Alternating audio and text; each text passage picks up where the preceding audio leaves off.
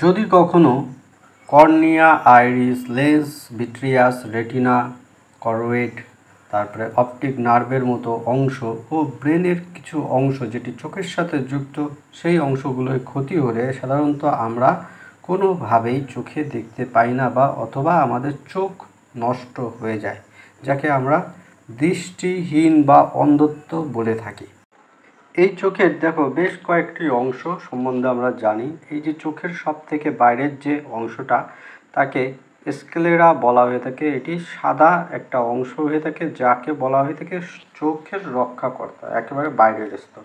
তারপরে লাল বৃত্তের বা লাল আকারের যেটা দেখানো হচ্ছে, সেটা হচ্ছে করোইড বা রক্ত, শিরা ও রঞ্জক দ্বারা গঠিত এক ধরনের অংশ, যা চোখে ভিজা ভিজা ভাব বা চোখকে তরল অবস্থায় রাখতে বিশেষভাবে সহায়তা করে এবং রিফ্লেকশনগুলোকে গঠনে বিশেষ একটা সহায়তা করে থাকে। তবে রিফ্লেকশন বা কোনো বস্তুর ছবি দেখতে বিশেষ সহায়তা করে থাকে রেটিনা, যেটি এই ভিতরের একেবারে ভিতরের হলুদ অংশ। ঠিক আছে, এটা হচ্ছে রেটিনা। এই রেটিনা রড কোষ ও কোন কোষের মাধ্যমে, এছাড়া অপটিক নার্ভ যেটি আমাদের ব্রেনের সঙ্গে যুক্ত থাকে, তার সাথে অ্যাটাচ থাকে এই রেটিনা। এবার আমরা চলে যাই আরও কয়েকটি অংশে। দেখো, চোখের একেবারে সামনের যে ঢেউ খেলানো চাঁদের মতো অর্ধবৃত্তাকার অংশ রয়েছে বা বাইরের দিকে বেরোনো অংশ, সেটাকে কর্নিয়া বলা হয়ে থাকে। স্বচ্ছ আবরণযুক্ত একটি অংশ এই কর্নিয়া, পরে আমরা জানছি এরপরে এইগুলো সম্বন্ধে। এরপরে আছে ভিতরের যে অংশটা, এটা হচ্ছে লেন্স। এই যে ছোট্ট পুরোপুরি ডিম আকৃতির হয়ে থাকে, এটা হচ্ছে লেন্স। এই লেন্সটি সাধারণত আইরিস এবং পিউপিল দ্বারা গঠিত হয়ে থাকে, যা আলোর প্রবেশ নিয়ন্ত্রণ করে থাকে। কতটা আলো চোখের মধ্যে যাবে, কি চোখের থেকে বেরোবে, সেটা নির্ণয় করে থাকে। এই লেন্সটি আবার সিলিয়ারি বডি দ্বারা নিচের দিকে যুক্ত থাকে।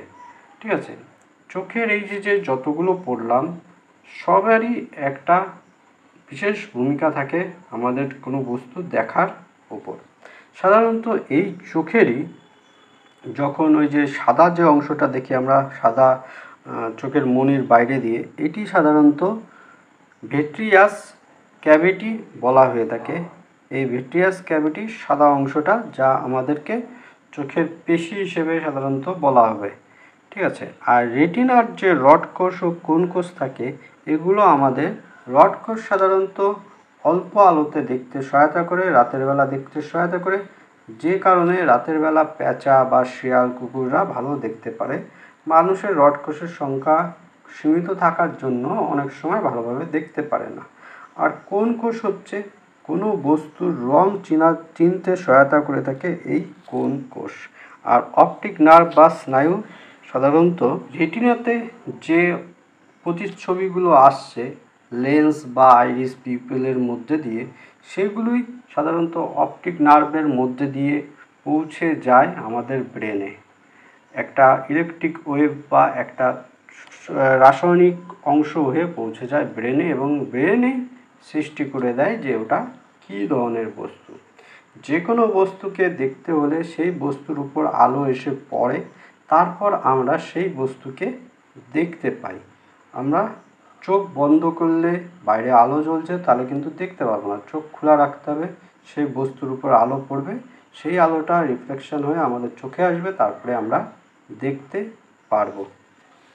চোখের মধ্যে যে অবস্থিত লেন্স, এই লেন্সটি ক্যামেরার লেন্সের মতো কাজ করে। কোনো বস্তু দূরে থাকলে তার যে জুম প্রসেস যেটাকে বলা হয়ে থাকে, সেটি নিয়ন্ত্রণ করে আমাদের সেই বস্তু দেখতে সহায়তা করে। কাছে থাকলে জুম প্রসেসের মাধ্যমে দেখে আমাদের সহায়তা করে থাকে।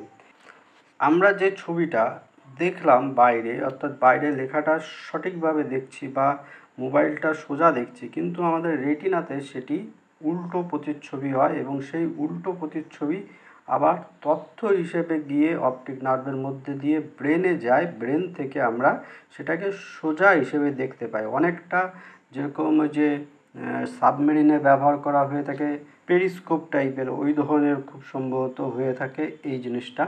ঠিক আছে, আমার অত একটা মনে আসছে না, যাই হোক। এই চোখের মধ্যে একটা অংশ থাকে যেটাকে ব্ল্যাক স্পট বা অন্ধ স্থান বলা হয়ে থাকে, যার জন্য ওই ব্ল্যাক স্পটে যদি কোনো প্রতিচ্ছবি সৃষ্টি হয় সেটি আমরা দেখতে পাই না, ঠিক আছে। এই ব্ল্যাক স্পট যখন বড় হয়ে যায় বা অন্যরকম হয়ে যায় তখন আমাদের চোখ সঠিকভাবে দেখতে পায় না। চোখে সাধারণত 6টি পেশি থাকে। এই 6টি পেশি চোখ কোন দিকে তাকাবে, উপরে নিচে ডায়ে বাঁয়ে বা কোনাকুনি যে কোনো স্থানে তাকাবে সেটি নির্ণয় করে থাকে। আর এই পেশি যখন দুর্বল হয়ে যায় তখন চোখ সাধারণত ব্যাকাতেরা অবস্থায় অবস্থান করে বা লেন্স ব্যাকাতেরা অবস্থায় অবস্থান করে, যখন আমরা তাকে টেরা মানুষ বা টেরা ব্যক্তি বলে থাকি, ঠিক আছে। এই চোখ সম্বন্ধে আরও অনেক অনেক তথ্য আছে, তবে আমরা আজকে এই পর্যন্ততেই শেষ করছি। সঙ্গে থাকুন, সাথে থাকুন, আমাদেরকে উৎসাহিত করুন, চ্যানেলটিকে লাইক শেয়ার কমেন্টের মাধ্যমে আমাদেরকে উৎসাহিত করুন।